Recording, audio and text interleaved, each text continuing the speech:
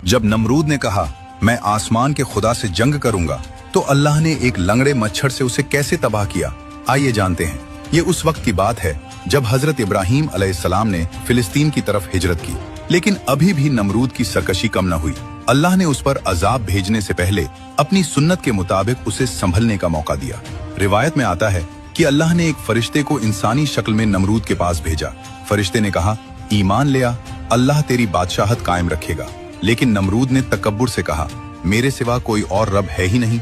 फरिश्ते ने दूसरी बार और फिर तीसरी बार दावत दी, लेकिन नमरूद ने हर बार इनकार कर दिया और कहा, मैं आसमान के खुदा से जंग करूंगा, अपनी फौजें जमा करो, मैं अपनी फौजें लाता हूँ। नमरूद अपनी पूरी लश्कर लेकर मैदान में जमा हो गया ताकि नऊज़ु बिल्लाह अल्लाह से लड़ सके। अल्लाह ने उसके मुकाबले के लिए कोई बड़े फरिश्ते या तूफान नहीं भेजा। अल्लाह ने आसमान से मच्छरों का एक दरवाजा खोल दिया। मच्छरों की तादाद इतनी ज्यादा थी कि उन्होंने आसमान को ढांप लिया और मैदान में अंधेरा छा गया।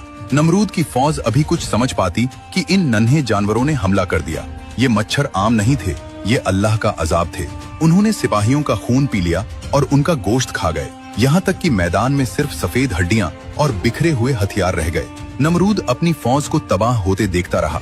फिर अल्लाह के हुक्म से उन मच्छरों में से एक लंगड़ा मच्छर नमरूद की तरफ उड़ता हुआ आया और उसकी नाक के जरिए उसके दिमाग में घुस गया। अल्लाह ने उसे ऐसी अजियत दी कि वो मच्छर उसके दिमाग के अंदर काटता रहता था। दर्द की शिद्दत से वो चीखें मारता था। उस बादशाह का हाल ये हो गया था कि उसे सुकून सिर्फ तब मिलता जब कोई भारी चीज जैसे जूता या चप्पल उसके सर पर जोर से मारता। वो अपने नौकरों के आगे गिड़गिड़ाता कि मेरे सर पर जूते मारो। जो शख्स खुद को खुदा कहता था, आखिरकार जिल्लत और दर्द की इंतहा में तड़प तड़प कर मर गया। बेशक अल्लाह सबसे बड़ा है और तकब्बुर का अंजाम हमेशा जिल्लत होता है। अगर आप भी मानते हैं कि इंसान कितना भी बड़ा हो जाए, सबसे बड़ा सिर्फ अल्लाह है, तो लिखिए अल्लाहू अकबर।